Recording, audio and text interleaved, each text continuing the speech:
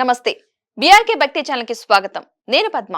ఇక ఈ రోజు మనతో పాటు స్టూడియోలో ఉన్నారు ప్రముఖ ఆస్ట్రో న్యూమరాలజిస్ట్ శ్రీమతి జయప్రద గారు. వారిని అడిగి ఈ విశ్వావసు నామ సంవత్సరంలో ఎవరెవరికి ఎలా ఉండబోతుంది, ఈ సంవత్సరంలో ఏం చేస్తే ఎలాంటి ఫలితాలు ఉండబోతున్నాయి అలాంటి విషయాలు తెలుసుకునే ప్రయత్నం చేద్దాం. నమస్తే అమ్మ. నమస్తే అమ్మా. శ్రీమాత్రే నమః. అమ్మ, ఈ విశ్వావసు నామ సంవత్సరంలో అసలు అంటే ఏంటి, సంవత్సరంలో ఎలా ఉండబోతుంది? విశ్వవసు నామ సంవత్సరం అంటే ఒక నామం నాన్న. ఉమ్, మనకి యుగాలు యుగాది అంటే ఒక పాత కాలం నుంచి వచ్చే కొన్ని ఏళ్ల నుంచి వచ్చే కొన్ని యుగాల్ని యుగాది. ఒక్కొక్క యుగానికి ఒక పేరు ఉన్నట్టు ఒక యుగంలో అంటే ఒక 60 సంవత్సరాలు వెళ్తే ఒక యుగం. ఉమ్, ఈ 60 సంవత్సరాలకి ఒక్కొక్క పేరు పెట్టారు. ఉమ్, అలా ఒక్కొక్క నామంలో వచ్చే నామంలో ఇది 39వ నామం విశ్వవసు నామ సంవత్సరం. సో ఈ విశ్వవసు నామ సంవత్సరానికి అధిదేవత అధిపతి అంటే ఏంటంటే రవి భగవానుడు ఈ సంవత్సర పరిపాలన. ఉమ్, సో ఆయన పరిపాలనలో ఉంటుంది విశ్వవసు నామ సంవత్సరము. సో దీన్ని హిందూ నామం అని అంటాం. అంటే లక్ష్మీ అమ్మవారి నామం కిందలో వస్తుంది ఈ నామాన్ని.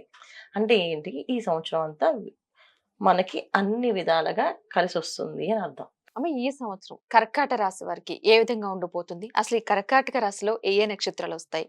ఆదాయ వ్యయాలు ఏ విధంగా ఉంటాయి? వారు ఎలాంటి అంటే ఫలితాలు, ఎలాంటి పరిహారాలు చేసుకుంటే మంచి ఫలితాలు ఉంటాయి? వారి ఆరోగ్య సమస్యలు ఏంటి?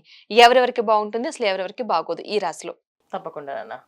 సో కర్కాటక రాశి వాళ్ళకి ఈ సంవత్సరం ఆదాయం వచ్చి 8, వ్యయం 2, రాజ్యభుజం 7, అవమానం 3. అయితే వీళ్ళకి నక్షత్రాలు వచ్చేసి మనకి పునర్వసు 4వ పాదం ఉంటుంది. పుష్యమి 1, 2, 3, 4 పాదాల వాళ్ళు ఇందులో ఉంటారు. ఆశ్లేష 1, 2, 3, 4 పాదాల వాళ్ళు ఇందులో ఉంటారు.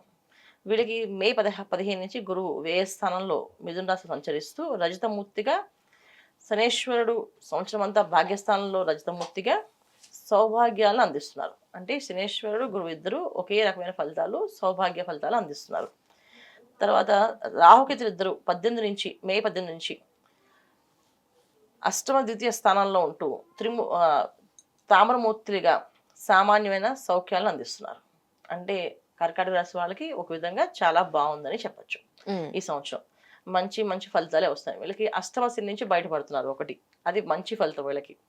సో అష్టమ శని నుంచి ఎప్పుడైతే బయటపడ్డారో చాలా పనులు, అంటే గవర్నమెంట్ సంబంధించిన పనులు ఏవైతే ఉన్నాయో, అసలు ఈ పని ఎప్పుడవుతుందో, ఎప్పుడు చేస్తుందో అనుకునే వాళ్ళందరికీ కూడా రిలీఫ్ అనేది జరుగుతుంది.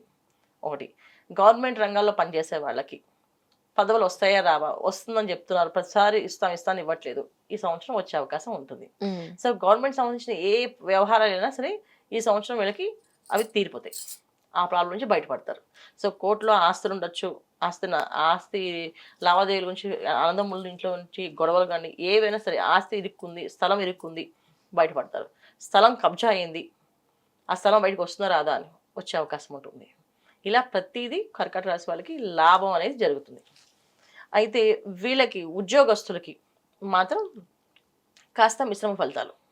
కొత్త ఉద్యోగాలు, మార్పులు, ఆ కొత్త వాళ్ళతో అడ్జస్ట్ అవ్వడాలు, కొత్త వాళ్ళతో ఉండడము, ఆ ప్లేస్మెంట్స్ చేసుకోవడము, అవకాశం బాగుంది అనుకోవడానికంటే కొంచెం కష్టంగా అందరిని అర్థం చేసుకోవడం కష్టం అయిపోతుంది వీళ్ళకి. అంటే వాళ్ళతో కలిసి మెలిసి నడవడానికి ఇబ్బంది పడతారు. అది కొత్త ప్లేసెస్కి అవ్వచ్చు, అదర్ కంట్రీస్కి వెళ్ళచ్చు. ఇప్పుడు చాలా మంది ఇక్కడ నుంచి వేరే కంట్రీస్కి వెళ్ళి ఉద్యోగాలు చేయాలనుకుంటారు. ఆ ప్లేస్, అక్కడ ఫుడ్ అవన్నీ అడ్జస్ట్ అవ్వక చాలా మంది ఇబ్బంది పడే అవకాశం ఉంది. సో ఉద్యోగస్తులకి కాస్తంత కష్టకాలం ఉంది, కానీ మిగతా అందరికీ చాలా మంచి ఫలితాలు కనిపిస్తున్నాయి.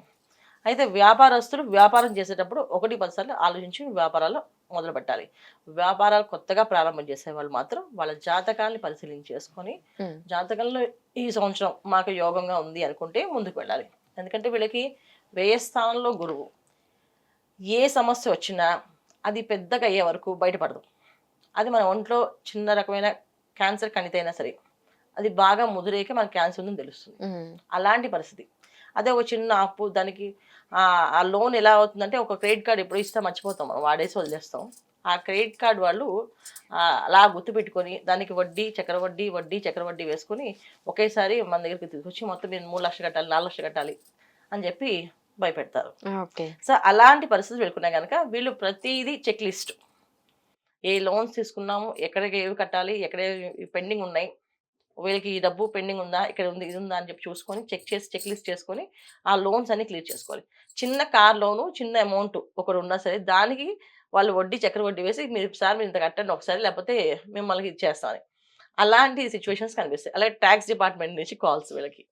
సో మీరు ఇంత అమౌంట్ వాడి ఇంత ట్యాక్స్ కట్టాలని చెప్పేసి. అలా కొంచెం భయ ఆందోళన ఒక్కసారిగా ఏం చేస్తున్నాం, ఎక్కడ ఉన్నాం అనే విషయం మర్చిపోయి అలాంటి పరిస్థితి తీసుకొస్తుంది. అందుకని ఏంటంటే చెక్ లిస్ట్, మనం లోన్స్ ఉన్నాయి మన దగ్గర, ఏ లోన్స్ మనం క్లియర్ చేసాం, ఇంకా ఏ లోన్స్ పెండింగ్ ఉన్నాయి. అది జస్ట్ 250 అయినా దాన్ని మనకి ఆ సమయానికి వాళ్ళు వచ్చినప్పటికి ఆ 250 మన చేతిలో ఉండదు అనమాట. అది ఈ సంవత్సరం వీళ్ళకి జరిగే ఒక నష్టం. అందుకే జాగ్రత్త పడడం అనేది చాలా ముఖ్యం. ఓన్లీ లోన్స్ ఉన్నవాళ్ళు. మిగతా వాళ్ళకి సామాన్యమైన ఫలితాలు ఉన్నాయి, ఇబ్బంది ఏం లేదు. హోమ్ లోన్స్ తీసుకొని ఇల్లు కడదాం అనుకున్న వాళ్ళు ఆలోచించే కట్టండి. ఎందుకంటే లోన్ రావడం, ఆ లోన్ మన ఉద్యోగం నమ్మి దాని లోన్ తీరుస్తాం అనుకోకూడదు. ఎందుకంటే ఉద్యోగాలు మార్పులు జరిగే అవకాశం ఉంది కనుక ఉద్యోగం ఒకటే కాకుండా సేఫ్ సైడ్ ఉంటేనే లోన్స్ తీసుకోండి. లేకపోతే ఈ సంవత్సరం లోన్స్ జోలికి వెళ్ళకుండా ఉండడమే మంచిది.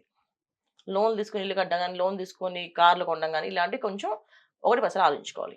ఓకే. తర్వాత విద్యార్థులు కొంచెం కష్టపడి చదివితే విద్య అనేది మంచిగా అభివృద్ధి అనేది వస్తుంది. గం గణపతే నమః అని ప్రతి ఒక్కరు చదవడం. తర్వాత చదువుకునే విద్యార్థులు విజయ గణపతి ప్రదాయ నమః, శ్రీ విజయ గణపతి ప్రదాయ నమః అని చదువుకుని వెళ్తే ఎగ్జామ్ సెంటర్లో వీళ్ళు పరీక్ష రాసినప్పుడు అన్ని గుర్తొస్తాయి. ఇది ఉద్యోగాలు చేసుకోవాల్సింది. ప్రతి ఒక్కరు కర్కాటక రాశిలో మగవాళ్ళైనా ఆడవాళ్ళైనా ఉద్యోగస్తులైనా వ్యాపారస్తులు ఎవరైనా సరే గం గణపతి నమః అనే మంత్రాన్ని ఎక్కువగా స్మరణ చేసుకుంటే అన్ని పనులు విఘ్నాటంగా లేకుండా జరుగుతాయి. ఇది వీళ్ళు చేసుకోవాల్సిన పరిహారం అన్న.